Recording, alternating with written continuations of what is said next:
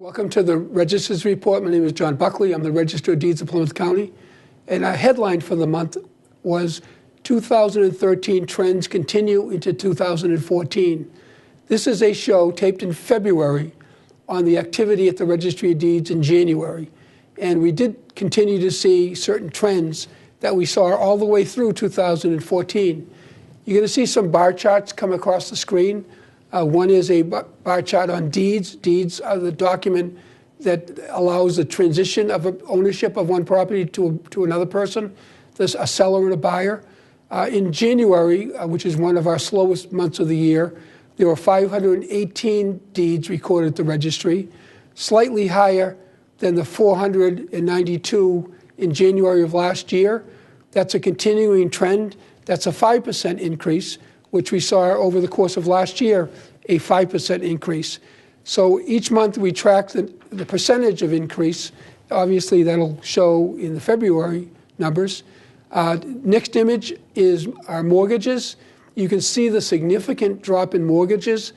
There was 1,042 mortgages recorded in January, significantly lower than the number recorded in January of last year. Once the rates went up middle of last year, although people still got mortgages when they purchased homes, the refinancing part of it, people replacing their mortgage with a lower rate, pretty much came to a strong halt. And that is a trend we're going to continue to see as we go into 2014. The next document that we talk about is the foreclosure deed report. Plymouth County has been pretty much beset by foreclosures over the last year. You can see in that particular bar chart that the number of foreclosure deeds have bumped around the same level as last year, but I can tell you those are significantly lower than years before. The next document you'll see is a chart on foreclosure notices. A foreclosure notice is a document that gets recorded with the registry. The first sign we see that someone is in trouble. And you can see comparing January 2014, the 38 foreclosure deeds that were recorded compared to January of last year, 2013, there were 270 foreclosure deeds. You can see the significant drop-off. A lot more people are staying in their homes. The economy is improving slightly. More and more people are getting some help in order to modify their loans. And just generally, the foreclosure crisis is continuing to dwindle. You'll see the next document that comes up is a listing of foreclosure notices and orders of notice by all of the 27 communities in Plymouth County. Plymouth had a very large drop-off this month. There was only one property taken back by the lenders and only 2 orders of notice recorded for Plymouth. And many of the other communities have dropped off to 0 or 1 within their community. Brockton, as you'll see there, continues to be the highest. But as foreclosures continue to trend down, the fact that we are having more sales, the fact that the average sale price has gone up, and that foreclosures are going down, continues to show that in 2014, we'll have a stronger real estate market. A couple quick things before we get to the end of this segment. We've got a recent solicitation from a national company that ask people if they want a copy of their deed, send them a check for $83. Please be aware of that, because you can get a copy of your deed at our office in Plymouth at 50 Aubrey Street, our satellite office in Brockton on West Elm Street, or in Rockland on Hingham Street for $1 a page. Although this has been reported to the Attorney General, companies like this continue to prey on people for that type of money. The last note, we opened a training room at the Registry of Deeds for the members of the public or real estate professionals. If you call our office, we do the first Thursday of every month a training session. In my next segment of the show, segment 2, I have attorney Steve Triffletti coming in to talk about the type of documents you sign when you're at a real estate closing. So thank you, and I'll see you in segment 2. When you throw away money on wasted electricity, you're throwing away everything you could have bought with it. Saving energy saves you money. Welcome back to the Register's Report. My name is John Buckley. In this segment of the show, we always try to do something educational in nature. we've had surveyors, we've had real estate individuals, we've had commercial real estate brokers, we've had commercial lenders. In this particular show, I have a longtime friend, Steve Triffletti. Steve, nice to see you. John Buckley, delighted to be here. Yeah, we go back a long way. We sure do. We were just talking about 20 years ago. And when I thought it would be a good opportunity in the show to go over the documents that people signed at a real estate closing, yeah. you were the first person that came to mind. Well, thank you very much. I know you have a very active in Plymouth area, and real estate's a big part of what you do. We're a big customer of yours. Right, I know that, financially and otherwise. Right? So let's talk a little bit about how an attorney approaches a real estate closing. You primarily get a notification from one of the lenders you work with that to start a package? Yes, normally we get what's called a title order. Right. And we get the title order. It means to order title, which is what you're involved in at the Registry of Deeds. Right. We immediately send our title attorney down to the registry, and she will begin to do the research at the registry in order to see that if there's a good starting point, either 50 years or more, and she will look for a good starting point in terms of who owns the property, and then she'll look for the various encumbrances, which would be such things as mortgages, attachments, tax liens, things of that nature, so that prior to the closing we can make sure the title is clear and discharge or pay off any liens or encumbrances. Simultaneously with the registry work, we also order a certificate of municipal liens from the municipality. And the reason we do that is to assure that all the municipal charges are paid up to date. It could be taxes, it could be water, sewer, it could be trash removal. Any of those types of charges that the town or the city would levy on the real estate, we want to make sure they're all paid up to date. So in your office, you assign a file number or we do. We go by the property? name and the property address. Right. Yes. Right. And then there are numerous documents that are involved in the transaction. Absolutely. And so your in-house staff starts to get that together. Yes. And then you have, I assume, a software package that everything gets entered into? And We do. We have a software that we use because we represent many lenders, national, regional, and local, and they all have different forms. They all have different requirements. They're similar in many ways, but they often have their own particular way of doing things.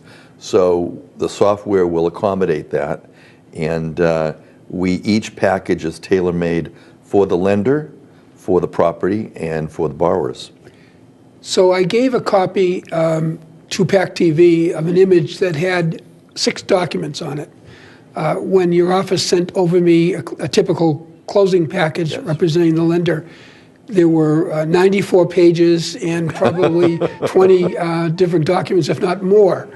And I always told people because I was in the business, that every time there's a form meant there was a lawsuit that somebody had to created the form, right? Created the form. So let's go over the 6 that I put up as images for people to see. So as we're talking, those will be coming up. Okay. And you can kind of explain what the purpose of those are. You know, in some cases, they're required by the federal government, and others are just at the end of the document, you have this correction form that everyone has to sign in case something gets missed.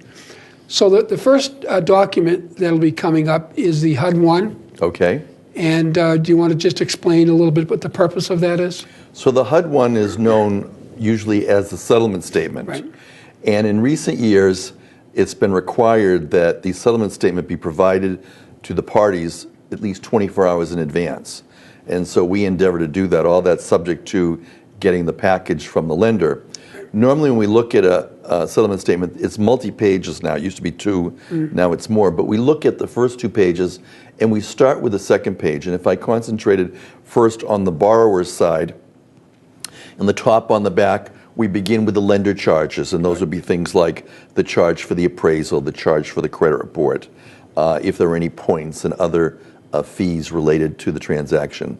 Then we have items payable in connection with a loan, things like odd days interest. If we're not closing on the first day of the month, if we're closing the middle of the month, we might collect half a month's interest in order to have the loan then start on the first of the month following the closing. And then escrows. In many cases, the bank's now requiring both home insurance and tax escrow, and there's a section for that.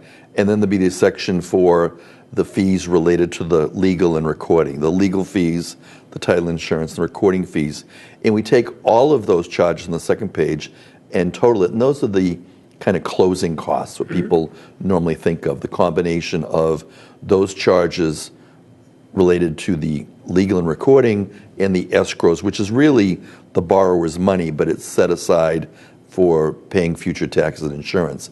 And we take that figure and we then add that to the first page, which has the purchase price. And that's kind of the gross amount due. There might be some adjustments based on taxes already paid by the seller or other bills. And so we take the total gross amount that's due. So if they had a purchase price of $200,000, it might really be $205,000 when you add the closing costs. And then the next section, we have everything that's credited for the borrower. So it would be the mortgage, certainly. Sometimes there's some refunds on the application fee. Sometimes there's a closing cost adjustment between the seller and the buyer. And so those credits get entered, and then everything's netted out at the bottom, and that tells us how much the borrower needs to bring to closing, or in rare cases, how much they might be getting back. So typically these days, how often do you find a borrower having their own attorney representing their interests different than the closing attorney? We would always recommend, if somebody asked us, that they should have an attorney represent them in connection with the transaction. We often are asked to review the purchase and sale agreement if we're doing the closing for the lender. And there are times when borrowers also engage us, even if we're doing the closing, and they engage us vis-a-vis their dealings with the seller, because there may be issues with extensions, with contingencies on the purchase and sale. So for those reasons, the buyer may say, I really should have an attorney watching out for me. And so we can do that as long as there's no conflict between the buyer and the lender, since we initially come in the transaction, in the example we're using, representing the lender. But there are many cases where people come to us just as the buyer's attorney, as the seller's attorney, as a creditor's attorney. Pretty full room. We at the registry, we have closing rooms, as you know, and Plymouth, Brockton, and Rockland's a little bit smaller. And we always tell everyone that comes in, you got to wait for the attorney to come, the closing attorney. The attorneys are the captains of the closing room. And they run the show, and that's the only way you can keep a smooth closing. Without everybody jumping into everybody else's business. No, it's true. Someone has to be in charge. And in these situations, it would be the closing attorney, not any attorney, but the attorney who is really acting as the escrow agent, doing the recording, distributing the funds. So you could conceivably have 3 or 4 attorneys in the room. One representing the bank, one representing the buyer, one representing the seller. There might be multiple parties. Sometimes there's a divorce. You might have the husband's lawyer, the wife's lawyer. There could be any number of things. And so, but it's the attorney who's actually acting as the escrow agent. In most cases, it's a bank, so it's a bank attorney, and that's the person that kind of determines how everything's going to go. So you get the settlement statement to the purchaser and the seller. Yes, and the seller, just to review that briefly, the second page on the seller's side is going to start with the broker's commission, and we always want to make sure, and for that matter, we say to people, when you come to closing, if you're a buyer, bring the good faith estimate of closing costs that the lender gave you, because if you have questions about your fees, well, if we have that estimate, we can compare it. Or in the case of the seller, on the broker's commission, bring a copy of the purchase and sale or the listing agreement so we can confirm what the commission should be. But on the seller's side, that's the primary charge. There may be some other charges, such as preparing a deed, recording discharges of mortgages, and stamps, which you know all about at the Registry of Deeds. It's a stamp tax, and at least in Plymouth, it's $456 per thousand. And in some counties, it's more if there's a county tax, such as in Barnstable, or on the islands, Dukes of Nantucket, right. they have their land tax. Right. So it does vary, but at least minimally, you're going to be looking at that cost of the seller. And then when we take all the seller's settlement costs, we bring that to the front side. And in the example earlier, if the purchase price is $200,000, we would subtract the commission and the other settlement costs. Right. We would then subtract any mortgage payoffs and then net it all out, and the difference would be what they're going to receive. And occasionally, sellers have to bring money to closing, depending on how it all works out. Right. So the typical purchase and sales agreement requires the seller to have a deed prepared for the sale? Yes. But you offer that service sometimes? We do offer that service. And I would just say, when we talk about typical purchase and sale, you're exactly right. There are certain protocols or expectations in Massachusetts as to what each side would do. However, you can negotiate out. A seller could say, I'm not paying anything. I want the buyer to pay all the costs because this is a sweetheart deal or whatever. And so that can happen. But the general rule is the seller comes to closing having had a deed prepared and delivers the deed. Right. So the next document we have coming up on the screen is the note. Do you want to explain the purpose of the note? Yes. The note really, when I talk to people about a transaction, because as you said, we gave you a package with 94 documents, and I tell them the two most important documents would be the settlement statement second, and number one, the note. The note is your contract that creates the obligation to pay back money to the bank. And so in our example, let's say they get 100% financing and the amount they're borrowing is $200,000. I would always say to them, make sure you understand the amount you're borrowing, the interest rate, whether it's fixed or adjustable, That's a big the term of the note, how many years is it going to be, and whether there's any prepayment penalties. And there may be other language in the note that's pertinent, but these types of things are very important for a borrower, because it sometimes happens that the banks didn't get it right the way the borrower wanted. I remember once walking into a closing, you'd think, why wouldn't you know this ahead of time? Well, if the bank is dealing with the borrower and we've got the correct loan amount, but all of a sudden we get to closing and the borrower says, oh no, I don't want a 30-year note, I want a 20-year note. You wouldn't necessarily know that with a title order or with doing the research. So we get to closing, and I can remember once with a local lender, and the borrower said, I want 20 years. So we took it out, we went back into the back room of the paralegal, and the bank was able to change that document and probably a half a dozen others that are term sensitive, truth in lending and so on, and generated new documents so that the closing was fairly seamless. But that's why it's so important at closing to make sure that all of those terms and conditions contained in the note are correct. So let me move on to the next document, the mortgage. And you describe the purpose of the mortgage? Well, the mortgage is a security instrument. So I say to people, when you deal with real estate, more people even have a car, and people understand that if you go take a car loan and from a lender, then the title to the car you give to the bank to hold until you paid it off, and then you get it. Well, in this case, you're giving a mortgage for your house, for the real estate, and that gets recorded at the Registry of Deeds. It gets scanned in, and then ultimately people can have the document back, but that's the security for that note, for that contract. And so that's what gives the bank some comfort in knowing that if for some reason you don't pay back the loan, pay back the money, then you have a right to go ahead and foreclose on the property if it came to that. And the foreclosure document contains many provisions. The important thing, I think, to remember is you're going to keep your taxes paid, you're going to keep home insurance on the property if it's a building, you're not going to commit waste. And again, remembering that there are default provisions that if you don't pay within so many days, you could default and the bank could foreclose. So of the documents we talked about so far, the deed, the mortgage, and the municipal lien certificate would be recorded at the registry. The note would not. All be recorded, right? The deed. And the other thing, just while we're talking about recording documents, that we always recommend now that people declare a homestead if it's their primary residence. And so we would be recording the lien certificate, the deed, the mortgage, and then the homestead if they decided that they wanted to declare it as their primary residence. So I'm getting some hand signals here to move this along. How could I have ever thought we could have got through all 94 pages? And I think people feel that way sometimes at a closing. The next document I had pulled up is the Truth in Lending Disclosure Statement. I think that's an important document that people should realize. It is, and it's a disclosure as to what it would cost you over the life of the loan if you don't pay it off early.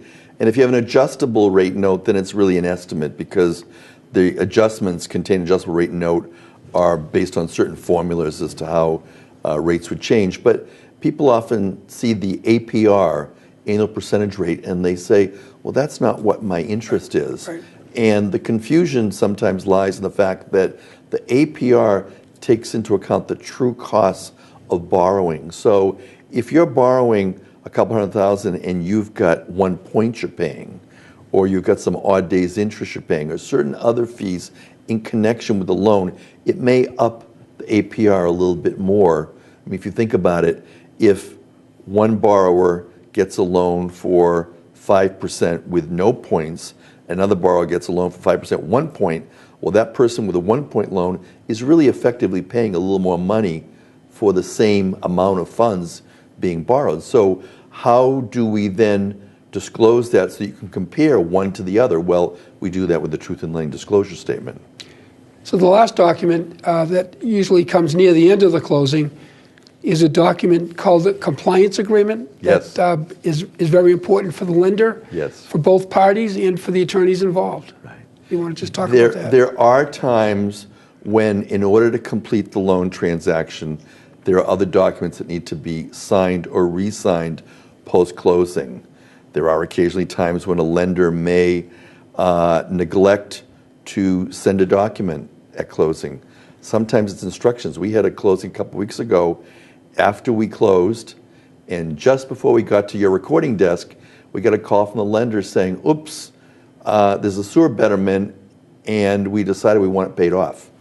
So we had to stop everything, and we had to contact the buyer and say, I know your purchase and sale agreement said you were going to assume it, and I know you were okay with that, and the seller was okay with it, and the brokers were, but the buyer's bank is not okay, and they just caught it, and so we need to work through that. Now, the compliance agreement talks about complying with the reasonable request of the lender and correcting documents. In this case, we had to not only pay off that betterment, which the buyer agreed, but then we had to correct some of the documents. And that's really what the compliance agreement says. It says, you know, if we have to redo a document because we failed to include the sewer betterment charge, and really we have the seller sign that too, so that this had nothing to do with the seller per se, it was the bank requiring it, but we still had this document signed by the seller, so we can go back to Mr. and Mrs. Seller and say, we need you to re-sign a couple documents because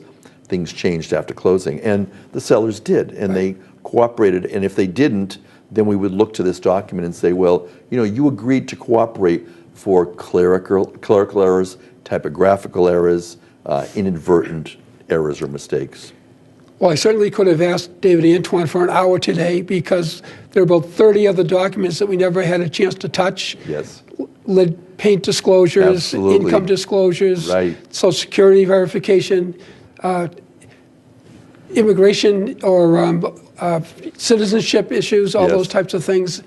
And that is what makes up a closing, and each document gets explained by the closing attorney what they're signing.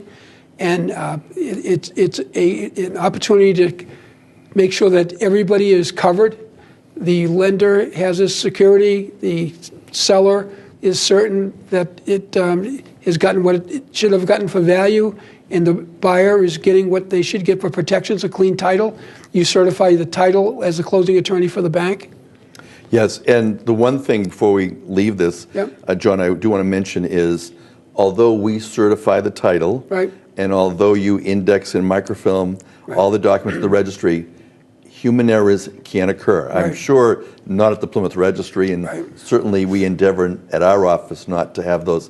But because they can happen, we would recommend that everyone who purchases property at the time of purchase obtain an owner's title insurance policy from a reputable title insurance company. It's a one-time fee, And if you already have a mortgage, the cost is not that much more for a simultaneous rate. And just to protect against those type of errors that could occur by the attorney, by the registry of deeds, by anything else outside of the transaction, Indian land claims, environmental situations, it could be any number of things that happen. We suggest that even though you and I do our job correctly, get that title insurance, make sure you're protected. And that's a good note to end on, because when I practiced, I always recommended that. And as register, I can tell the people that are watching, there have been many, many different things that have come up post-closing, that for those people that didn't get title insurance, they ended up paying money out of their pocket to solve a problem that would have been handled by the title company. Right. They'll pay for the legal cost. Right. They'll pay to remove the problem. Right. Ultimately, they'll pay the value of the property if they can't resolve it. Right. Well, it was a great show. I know it seems short, but we filled our quota of information that we're allowed to give out today. And just want to thank you for coming in, Steve. Thank you so much. Thank you. Nice to be here. And I always enjoy working with you for many years. Thank you. Many years to come. Yes. There's no place like home. Getting home safely is just a click away. And choosing the right seat for your little one's age and size will take you down the road to safer travels. How can I ever thank you enough? Visit safercar.gov/the-right-seat. I want to thank Steve Triffletti, who came and visited us in segment 2 of the show that we try to do something educational in nature. In this segment of the show, we always try to do something about our land records in Plymouth County. We have a collection called the Plymouth County Registry of Deeds Notable Land Record Collection, and through various people over the years, we've brought forward documents and told a little bit of a story about them, because history is best told as a story. The first image you're going to see is of the Strand Theater. The last firefighter who fought in that big fire in Brockton that killed 16 firefighters passed away this week, Chief Ed Burrell, a tremendous man, and that brought back a lot of the history of what happened during that fire and how it affected so many people. This month, in February, is the President's Day holiday. We have a number of our land records that relate to presidents of the United States. Samuel Lincoln, Abraham Lincoln's great-great-great-grandfather, actually came from Hingham, England to Hingham, Massachusetts. There's a statue of Abraham Lincoln in Hingham Square, and the deed of Samuel Lincoln will be coming across the screen. We also had Grover Cleveland owned land in Plymouth. Honey Fitz, John Fitzgerald Kennedy's grandfather, owned land in Hull. Those are part of our land record collections. You can go on our website, PlymouthDeeds.org, and take a look at our notable land record collection. For the Valentine's Day holiday in February, there have been a lot of blogs around. You're going to see an image of the John Alden description. John Alden was one of the original colonists. He ended up marrying one of the other women, a woman who came over on the Mayflower, Priscilla Alden. There's a tremendous story about that. The Courtship of Miles Standish, written by Henry Wadsworth Longfellow, which tells a great story that many of the blogs around Plymouth County are highlighting, it being Valentine's Day coming up shortly. And I invite everyone to revisit that poem that they probably haven't looked at since high school. In February, we also have a holiday, Lithuanian Independence Day, on February 16th. And we have an image of a very famous Lithuanian born in the village of Brockton, went to the Naval Academy, represented the Navy at the North and South Poles when he was the admiral representing those areas. There was an undiscovered location in Antarctica that he named Brockton, Antarctica. So a little bit of the story, again, go on our website and you can see that. I want to thank PACTV for doing this show with me. Mark Rutledge was in the room with me today making sure I stayed on track. And I invite you to go to our website again, PlymouthDeeds.org, for any information you might need about real estate. And I'll see you next month. Have a great Valentine's Day, Lithuanian Independence Day, and President's Day.